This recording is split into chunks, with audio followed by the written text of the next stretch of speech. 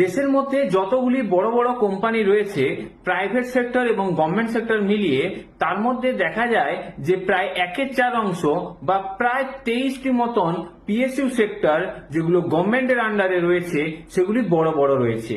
তার মধ্যে প্রথম সবচেয়ে বড় পিএসইউ সেক্টর যেটা হচ্ছে দেশের মধ্যে তা হলো এসবিআই, যার মার্কেট ক্যাপিটাল প্রায় 8.10 লক্ষ কোটি টাকা। তারপরেই হচ্ছে কিন্তু এলআইসি, যার মার্কেট ক্যাপিটাল 6.75 লক্ষ কোটি টাকা। 3 নম্বরে হচ্ছে এনটিপিসি, 3.80 লক্ষ কোটি টাকা। 4 নম্বরে রয়েছে ওএনজিসি, 3.60 লক্ষ কোটি টাকা। 5 নম্বরে হল এইচএএল, হিন্দুস্তান এরোনটিক্স লিমিটেড, এটা একটা ডিফেন্স সেক্টর কোম্পানি এবং এর টোটাল মার্কেট ক্যাপিটাল হচ্ছে 3.52 লক্ষ কোটি টাকা।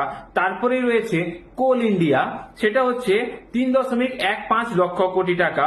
তারপরে পাওয়ার সেক্টরের পাওয়ার গ্রিড, 3.14 লক্ষ কোটি টাকা।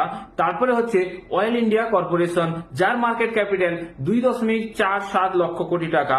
তারপরে একটা রেলওয়ে সেক্টরের স্টক রয়েছে বা কোম্পানি বলতে পারেন, এটা হচ্ছে আইআরএফসি, সেটার মার্কেট ক্যাপিটাল হচ্ছে 2.46 লক্ষ কোটি টাকা। তারপরে রয়েছে ভারত ইলেকট্রনিক্স, 2.32 লক্ষ কোটি টাকা। এইগুলি হচ্ছে ভারতের প্রথম 10টি বড় বড় পাবলিক সেক্টর কোম্পানি।